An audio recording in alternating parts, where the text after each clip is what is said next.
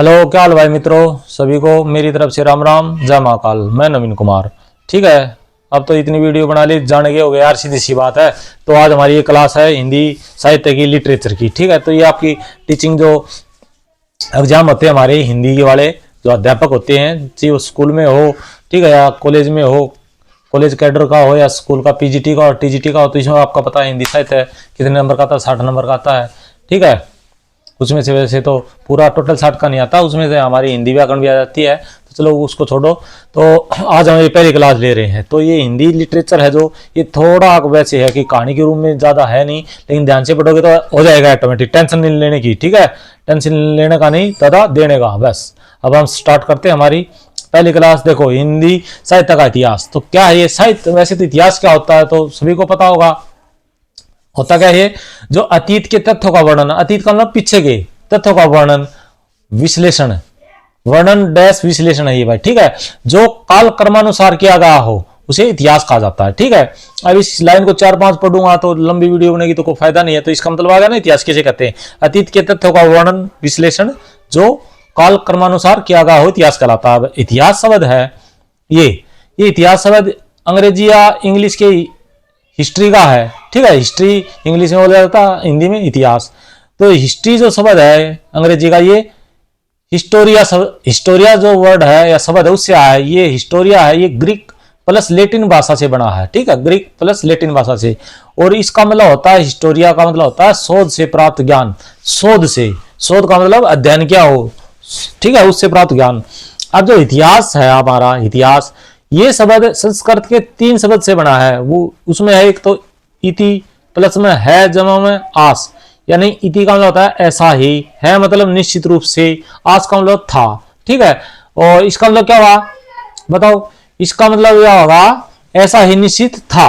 ठीक है, और जो ये इतिहास है ये सबसे पहले इसका उल्लेख मिला हमें अथर्ववेद में भाई। अथर्ववेद में इसका सबसे पहले उल्लेख मिला है। इतना समझ गए, इतना ही है इसका। ठीक है, अब इति है और आस का आपको मतलब देखो, इति का मतलब ऐसा ही, है का मतलब निश्चित रूप से, और आस का मतलब था। इतना समझ आ गया। यहीं से एक क्वेश्चन बन गया तुम्हारा, इतिहास का कोई इति का अर्थ पूछ ले, है का पूछ ले और आस का पूछ ले तो बता दोगे। ये ज्यादा डीपली होगा, सबसे पहले अथर्ववेद में मिला है, ये ज्यादा डीपली है, ऐसा पूछेंगे नहीं, पूछेंगे तो आपको ही पता होगा। ठीक है, अब देखो, जो इतिहास का है शब्द कोश के अनुसार क्या अर्थ इसका? इतिहास का शब्द कोश के अनुसार अर्थ है ऐसा ही हुआ था या ऐसा ही था। आया समझ में? इसको 4-5 बार रिवाइज करोगे तो ऑटोमेटिक याद हो जाएगा।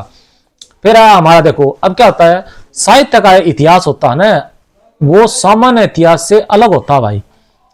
साहित्य का इतिहास जो हमारा और सामान्य इतिहास है, जैसे कि हिस्ट्री में आप मान लो मुगलों का उठा लो या वो राजवंशों का इतिहास उठा लो, वो इतिहास और जो साहित्य का इतिहास होता है ना, साहित्य का मतलब क्या होता है भाई, जो पुस्तकें लिखी हैं, जो ग्रंथ लिखी हैं, उनका इतिहास यार, सीधी सी बात है।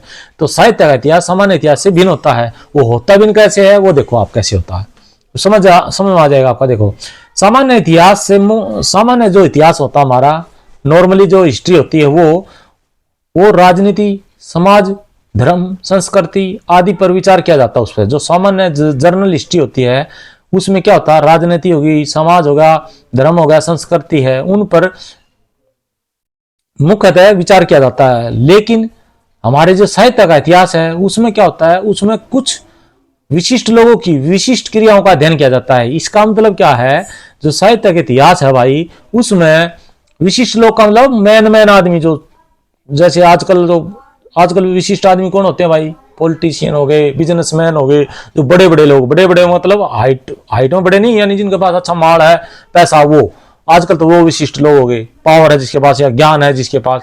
तो पहले विशिष्ट लोग कौन थे साहित्य में? जो लेखक होते थे या कवि होते थे ये।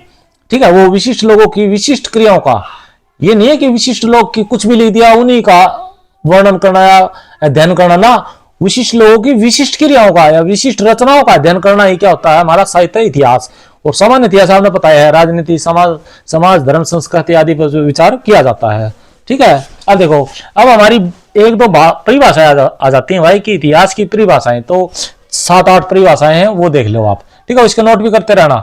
ठीक है ना, ये रोक के फिर इसको नोट करते रहना। ये बहुत मेहनत से बनाए हैं भाई, और दे लो यहाँ पे आपको कॉन्सेप्ट दे रहा हूं मैं, ठीक है। नहीं तो यूट्यूब पे कॉन्सेप्ट कोई नहीं देता भाई, ऊपर ऊपर की बातें बता के निकल जाते हैं, उनको सिर्फ वॉचिंग टाइम उनसे मतलब होता है।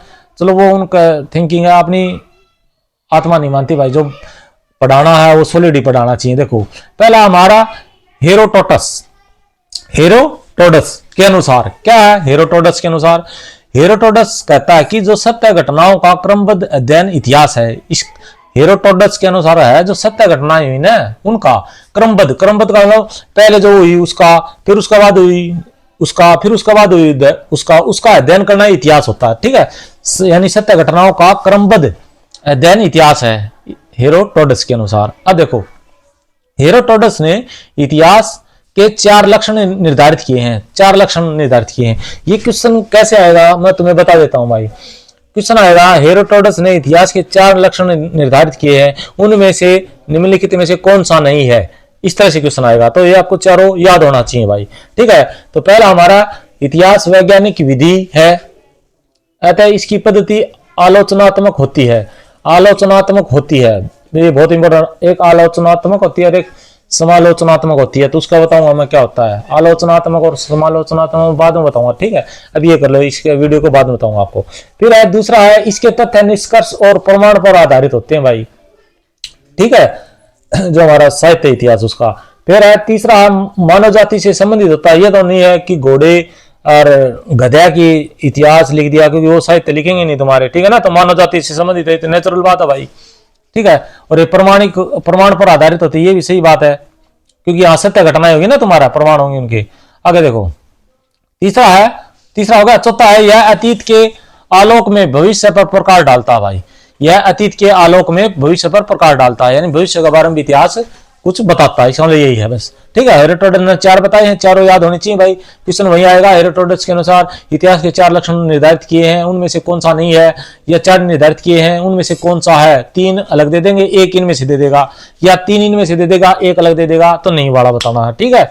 ये बहुत इंपॉर्टेंट है भाई, कभी आपको ऐसे ही लगता हो और बार बार रिवाइज करो तो हो जाएगा तुम्हारा। दूसरा है हमारा रामचंद्र शुक्ल, ठीक है। ये रामचंद्र शुक्ल तो आपको भाई हिंदी लिटरेचर में याद रखना पड़ेगा।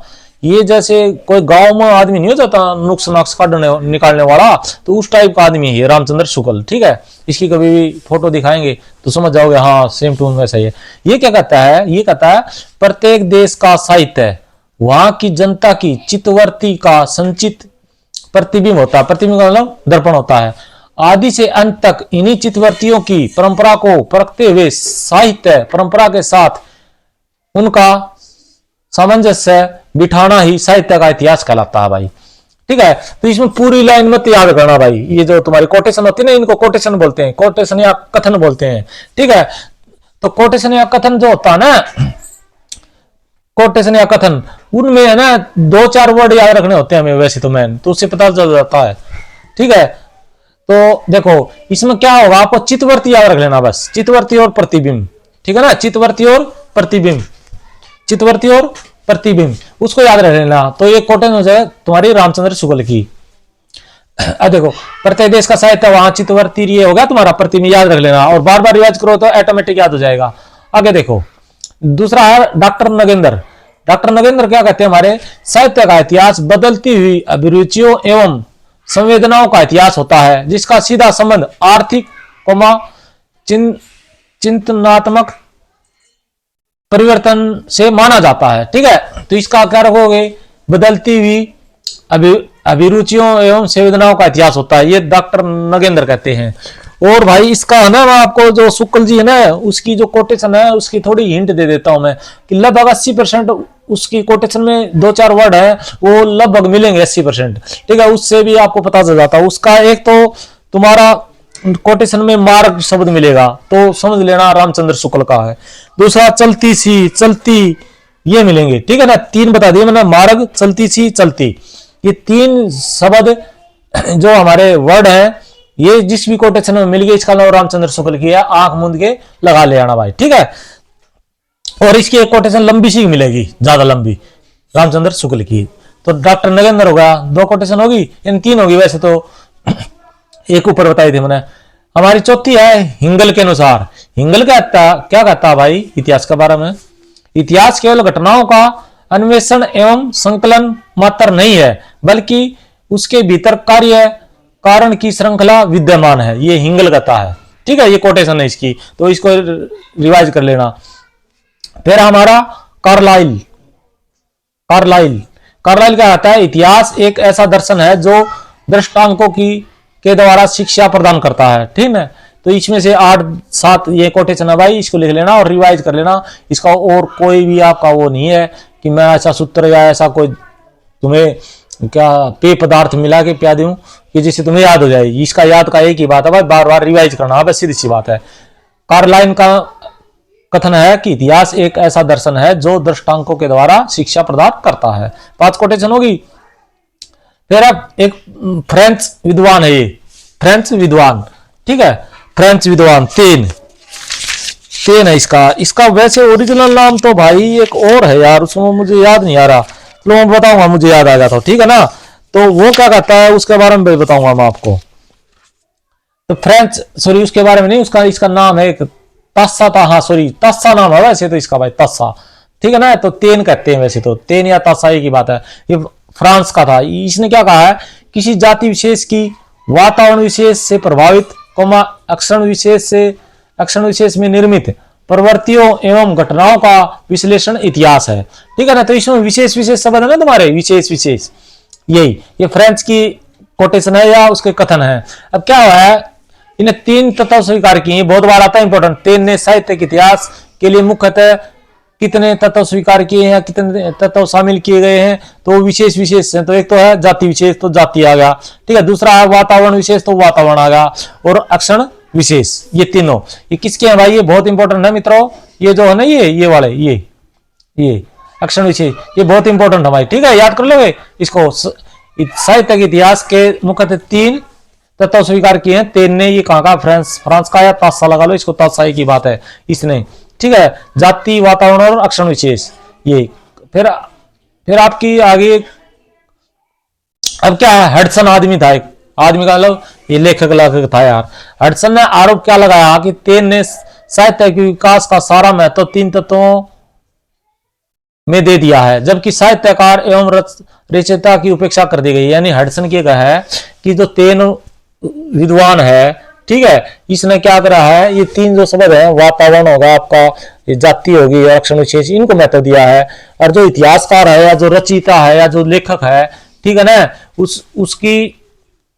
उसकी उपेक्षा कर दी गई भाई, यानी उसको महत्व नहीं दिया गया। ये कौन कहता है, हडसन। तो क्वेश्चन आएगा, किसी ने आरोप लगाया कि तेन ने साहित्य के विकास का सारा महत्व 3 तत्वों को दे दिया है, जबकि साहित्यकार या रचयिता को की उपेक्षा की गई। तो ये हडसन ने कहा था या हडसन ने आरोप लगाया था। ये बहुत इंपॉर्टेंट है भाई, कभी सोचो कि ऐसे ही लिख रखा है ये, ठीक है ना। इसमें ऐसी फालतू कोई बात नहीं मिलेगी। देखो ये वाला हडसन ने, बहुत इंपॉर्टेंट है ये, ठीक है। आगे देखो, और हडसन ने क्या किया है, कवि के व्यक्तित्व को पर्याप्त महत्व दिया। हडसन ने उल्टा करा है, जो तुम्हारा तेन है उसने तो साहित्यकार, जो इतिहासकार है, जो भी जिसने लिखे हैं या जो कवि है, ठीक है, या रचयिता है, उसको महत्व नहीं दिया, उसने 3 तत्वों को दिया है। लेकिन हडसन ने क्या करा है, कवि के व्यक्तित्व को पर्याप्त महत्व दिया है। अब हमारा आचार्य हजारी प्रसाद द्विवेदी, ठीक है, अब इसको हम इसमें लिटरेचर में HPD करेंगे, इसका नाम HPD हुआ, H से हजारी, P से प्रसाद, D से द्विवेदी, ठीक है ना। तो HPD बोलो तो इसका मतलब तुम समझ लेना कि हजारी प्रसाद द्विवेदी है, और शुक्ल बोलो तो रामचंद्र शुक्ल जी है, ठीक है। इसने क्या कहा है, मानवीय प्रवृत्तियों की खोज ही इतिहास है, ठीक है, मानवीय प्रवृत्तियों की खोज ही इतिहास है। ये कोटेशन किसकी है, HPD की है, यानी आचार्य हजारी प्रसाद द्विवेदी। अब एक इलियट, ये विदेशी है तुम्हारे, ठीक है, इसकी और देख लो भाई, ये है, इसकी कोटेशन है, केवल अतीत ही वर्तमान को प्रभावित नहीं करता, बल्कि वर्तमान भी अतीत को प्रभावित करता है। अतीत का नाम प्राचीन जो बीत गया, वो वर्तमान को प्रभावित नहीं करता, बल्कि वर्तमान भी अतीत को प्रभावित करता है। इसका मतलब ये है, जैसे पहले की बातें आज वाले को प्रभावित नहीं करती, बल्कि आज वाले भी पहले वाले को प्रभावित करती। इसका मतलब ये यार एलियट। फिर एक बिक्को, ये भी विदेश का, ये तुम्हारा बिक्को, ठीक है, विदेशी है। बिक्को क्या कहता है, इतिहास का संबंध न केवल इतिहास से है, बल्कि वर्तमान से भी है, और इतिहास का निर्माता स्वयं मनुष्य है, ठीक है। ये बिक्को कहता है, इसकी कोटेशन है ये देखो, अभी आपको बोरिंग लग रही होगा, लेकिन जो इसको बार बार रिवाइज करोगे तो ये ऑटोमेटिक आपको याद हो जाएंगे, ठीक है। क्योंकि भाई हिंदी सबसे मुश्किल मानी जाती है वैसे तो, ठीक है, क्योंकि इसकी तो लिखावट में भी, रूस में भी बहुत इंपॉर्टेंस होती है भाई। अब हमारा महर्षि वेदव्यास जी क्या कहते हैं, देखो, वह रचना जिसमें धर्म, अर्थ, काम, मोक्ष इन चारों पुरुषार्थों के उपदेशों का समन्वय किया जाता है तथा जिससे पूर्व में घटित हो चुकी घटनाओं का उल्लेख भी किया जाता है, वही इतिहास है। अब इसकी महर्षि वेदव्यास जी हैं, ठीक है, तो इनकी कोटेशन याद रखने की जरूरत है नहीं, इसमें वर्ड ही ऐसे आ गया, आपको सीधी सी पता चल गया कि धर्म, अर्थ, काम, मोक्ष ये हो गए, पुरुषार्थ, ये वर्ड कौन यूज करें, हमारे पहले वाले करेंगे सीधा आदमी, तो ये महर्षि वेदव्यास की कोटेशन होगी। एक है E H car. E H car क्या कहता है, अतीत की घटनाओं को क्रमबद्धता देकर कारण और प्रभाव के क्रम में रखना ही इतिहास है, ठीक है। ई एच कार है, ये ई एच कार की कोटेशन है, अतीत की घटनाओं को क्रमबद्धता देकर कारण और प्रभाव के क्रम में रखना ही इतिहास होता है। आगे समझना, ये तो था इतिहास। अब देखो वैसे साहित्य क्या होता है, साहित्य पूछ ले तो साहित्य क्या होता है भाई, साहित्य होता है सामान्यतः मनुष्य के सामाजिक सांस्कृतिक जीवन का विश्लेषण ही साहित्य होता है। मुख्यतः या साधारणतः या सामान्यतः मनुष्य जो आदमी है उसके सामाजिक और सांस्कृतिक जीवन का विश्लेषण, उस सांस्कृतिक और सामाजिक जीवन को देखना ही साहित्य होता है भाई। अब साहित्य हमारा बना है 3 शब्द से, सहजमा हित जमा है, इसकी संधि विच्छेद करोगे तो ये होगा तुम्हारा सहजमा हित जमा है। इसका मतलब साहित्य मतलब होता है मिश्रण या मिला हुआ, ठीक है, और मिश्रण या मिला हुआ इसका मतलब गद और पद दोनों का सम्मिलित रूप ही साहित्य होता है। गद तो पता है ना, जैसे हमारे पाठ होते हैं ये गद होते हैं, जो कविता होगी वो पद होते हैं यार, सीधी सी बात है। गद और पद दोनों का सम्मिलित रूप ही क्या होता है, तुम्हारा साहित्य होता है। आगे सुनो, अरे देखो इतिहास लेखन के प्रति भारतीय दृष्टिकोण कैसा है और पाश्चात्य दृष्टिकोण कैसा है, ये बहुत बार पूछा जाता है भाई, ठीक है ना। तो क्या होता है इतिहास लेखन में के प्रति भारतीय दृष्टिकोण कैसा भाई, आदर्श मूलक एवं अध्यात्मवादी है, ठीक है। इसमें क्या है, समय के साथ शिव और सुंदर का समन्वय करने की ओर ध्यान केंद्रित रहा है।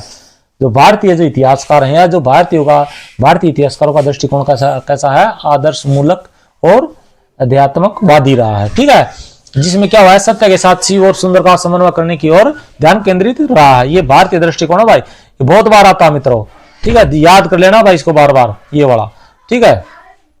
और दूसरी ओर पाश्चात्य या अंग्रेज वाले यूरोप वाले हैं, ठीक है, वो क्या करते हैं, उनका दृष्टिकोण है यथार्थवादी वस्तुपरक दृष्टिकोण रहा उनका भाई, ठीक है ना, पाश्चात्य इतिहासकारों का। ये बहुत इंपॉर्टेंट है भाई, ये रहा है, ठीक है, कर लोगे। अब देखो अब ये बहुत इंपॉर्टेंट है भाई, बहुत डीपली, ये ज्यादा हार्ड लगे तो मत करना, लेकिन इसमें से एक 100% आ सकता है बहुत बार। क्या हमारा पाश्चात्य इतिहास दर्शन विकासवादी दृष्टिकोण को मान्यता देता है, ठीक है। इसमें क्या होता है, डार्विन का विकासवाद किस पे लागू होता है भाई, प्राणी शास्त्र पर लागू होता है, ठीक है। डार्विन का क्वेश्चन आ जाए, डार्विन का विकासवाद किस पर लागू होता है, तो प्राणी शास्त्र पे होता है, अर्थशास्त्र पे होता है, भौतिक पे होता है, या एक और कोई लगा लो उस पे होता है, ऑप्शन आ जाएगा। तो इनमें से कौन सा है, तुम्हारी तीनों पे होता है, ठीक है ना, सॉरी प्राणी शास्त्र पे होता है भाई। डार्विन का विकासवाद प्राणी शास्त्र पर लागू होता है। एक मार्क्स है उसका होता है तुम्हारा विकासवाद अर्थशास्त्र पे। एक स्पेंसर है, ठीक है, स्पेंसर का होता है भौतिकवाद पर, ठीक है। प्राणी शास्त्र तो तुम ये लगा लो बायो पे, अर्थशास्त्र होगा तुम्हारा, इकोनॉमिक्स होगा, भौतिक शास्त्र क्या होता है, फिजिक्स होगा, बस इस पे लागू होता है। ये बहुत इंपॉर्टेंट है भाई, कर लेना इसको, ठीक है। आगे देखो, अब ये बहुत बार आता है, जर्मन चिंतकों ने युग चेतना का सिद्धांत प्रतिपादित किया था, ठीक है। क्वेश्चन आएगा युग चेतना का सिद्धांत किसने प्रतिपादित किया था, तो जर्मन चिंतकों ने, ठीक है। तो ये वहां के इतिहासकार थे। अब देखो जो साहित्य इतिहास की व्याख्या तदयुगीन युग चेतना के आधार पर होनी चाहिए, ये किसने कहा था, ये कहा था जर्मन चिंतकों ने, ठीक है। जर्मन के जो साहित्यकार थे उन्होंने कहा था ये भाई, तदयुगीन युग चेतना आधार पर होने चाहिए। आगे देखो, हमारे डॉक्टर गणपति चंद्र गुप्त जी हैं, उन्होंने क्या करा, साहित्य के इतिहास में 5 तत्व महत्वपूर्ण माने हैं। साहित्य का जो इतिहास है उसमें 5 तत्व होने चाहिए भाई, बहुत इंपॉर्टेंट। वो किसने माने हैं, गणपति चंद्र गुप्त ने। ये याद करने की है भाई, बहुत इंपॉर्टेंट है। नंबर 1 है सर्जन शक्ति। ये ऐसी बातें एक किताब में नहीं मिलेंगे भाई। ये मैंने देखो 1985 की जो किताब है, 2000 की किताब है, अब लेटेस्ट है 2018 की, इन सभी किताबों का निचोड़ ये है भाई। ये अब कोई पढ़ रहा होगा जिसको पहले हिमालय पढ़ा होगा तो उन सभी को पता है कि ये कितनी महत्वपूर्ण, कितनी डीप क्वेश्चन है, ये कितने डीप क्लास है ये, ठीक है। और जो शुरू शुरू में पढ़ रहा है तो उसको अटपटा भी लगेगा कि क्या यार गणपति चंद्रगुप्त शुक्ल जी PhD ये क्या है। तो जब बार बार रिवाइज करो तो हो जाएगा। मैं फिर कह रहा हूँ बार बार रिवाइज करोगे तो हो जाएगा तुम्हारा आराम से। सर्जन शक्ति है पहला तत्व, दूसरा परंपरा, तीसरा वातावरण, चौथा द्वंद और पांचवा है संतुलन, ठीक है। जैसे तीन थे ना तुम्हारे, जाति, वातावरण और रक्षण विशेष। तो ये हमारा साहित्य के इतिहास में 5 महत्वपूर्ण तत्व माने किसने, गणपति चंद्र ने। इसमें से 3 दे देगा, मतलब 4 ऑप्शन आते हैं तुम्हारे क्वेश्चन में। बैंक में तो 5 ऑप्शन आते हैं, हमारे यहाँ नॉर्मली 4 या तो 4 में से 3 अलग दे देगा, एक इनमें से दे देगा कि इनमें पूछ लेगा गणपति चंद्र शुक्ल ने साहित्य के इतिहास में से इन निम्नलिखित में कौन सा तत्व शामिल किया गया। तो 3 अलग दे देगा, एक इनमें से दे देगा, या 3 इनमें से दे देगा, एक अलग अलग पूछ लेगा कि कौन सा नहीं है। समझ गए ना जो मैं क्वेश्चन करना चाहता हूं। अब देखो इससे स्पष्ट, अब जितना पढ़ लिया इससे स्पष्ट है कि साहित्य का इतिहास आलोचना नहीं है। इतिहासकार कृति का मूल्यांकन युगीन प्रवृत्तियों के संदर्भ में करता है, स्वतंत्र रूप से नहीं करता भाई। आलोचना में जहां मूल्यांकन पर बल दिया जाता है वहीं इतिहास में युगीन प्रवृत्तियों के सापेक्ष साहित्य के विश्लेषण पर बल दिया जाता है भाई, ठीक है। अब ये होगी तुम्हारी क्लास, पहली क्लास। अब देखो आलोचना और समालोचना और बता देता हूं, ठीक है। आलोचना क्या होती है भाई? आलोचना तो वो होती है जिसमें, देसी भाषा में बताता हूं, ठीक है। आलोचना में तो बुराई और अच्छाई दोनों का, बुराई और अच्छाई दोनों का वर्णन किया जाएगा मोटे मोटे तौर पर। जैसे मान ले कोई बुक लिखी मैंने, ठीक है, बुक आलोचना, तो उसमें भाई कोई दूसरा लेखक या दूसरा आदमी कहेगा ना यार इसमें तो ये अच्छाई है भाई मोटी मोटी और ये बुराई है, ठीक है। यानी ऊपरी तौर पर अच्छाई और बुराई का वर्णन करना ही क्या होता है, आलोचना। एक होता है समालोचना, इसका और देख लो, समालोचना में क्या होगा भाई, खाल की बाढ़ उतारना, ठीक है, खाल की बाढ़ उतारना। इसमें भी बुराई और अच्छाई होगा, लेकिन इसमें क्या होगा, डीपली होगा भाई, वो समालोचना होता है, ठीक है। समालोचना ये शायद देखो दाऊ नहीं बना भाई क्योंकि ऐसा ही चल रहा है। आलोचना में तो ऊपर की अच्छाई बुराई बताना, समालोचना में गहरी डीप बताना। जैसे ना भाई इसमें तो बिल्कुल छोटी से छोटी कमी भी, छोटी से छोटी अच्छाई भी बताना, ठीक है ना। डीपली जाना यानी बाल की खाल उतारना अच्छाई और बुराई के संदर्भ में, वो समालोचना होता है। आलोचना होता है मुख्य अच्छाई बता दी, मुख्य बुराई बता दी, वो आलोचना होती है भाई। आता आगे समझ में, ठीक है। अब देख लो ये जो मैंने बताए हैं आपके, ये 2 क्लास की मैंने आपको बता दी जीके, या दो क्लास का लिटरेचर मैंने हिंदी साहित्य का पढ़ा दिया आपको इतनी जल्दी। अभी तो 22-23 मिनट हुई है, ठीक है। और कल हम करेंगे आपका कौन सा टॉपिक करे बताओ, टॉपिक क्या है इसमें आगे आएगा आपका, मैं बता देता हूँ। वो आपको घर से थोड़ा पढ़ना भी है, फिर जब ये वीडियो देखो तो फिर आपको और जल्दी समझ आए। दूसरा होगा हमारा हिंदी साहित्य की इतिहास लेखन पद्धतियां, ठीक है। तो वैसे बताओ, वैसे तो 5 ही होते हैं मुख्य है, ठीक है। तो कल उसके बारे में पढ़ेंगे और पढ़ेंगे हमारे हिंदी साहित्य के इतिहास में, इतिहास के प्रमुख स्रोत पढ़ेंगे, यानी जो हिंदी साहित्य का इतिहास है वो किन कहां से हमें मिला है, ठीक है। ये तो है नहीं कि पहले किसी ने लिखा ना हो, पहले किसी ने लिखा बुक लिखी है या वैसे मिली हैं उसके बारे में अब ज्यादा बात करेंगे नहीं, ठीक है। वीडियो होगा खत्म भाई मित्रों। और अखंड ज्योत प्रज्वलित कर लो और दिल लगा के पढ़ लो भाई, 15 दिन पढ़ लो, ऐसा मजा होगा तुम पढ़ाई के बिना रह ही नहीं सकते, ठीक है। चलो और बाद में करेंगे, ये इसको रिवाइज कर लेना भाई, सारे को कर लोगे, ठीक है। बोलो कर लोगे नहीं कर लोगे, कर लेना भाई। देखो ये सारा वीडियो देख देख के है ना अपना वो करता ना, इसको नोट कर लेते रहना, ये बहुत इंपॉर्टेंट वो है भाई, ये जितनी भी है सारी आपकी, ठीक है। चलो राम राम सब ने।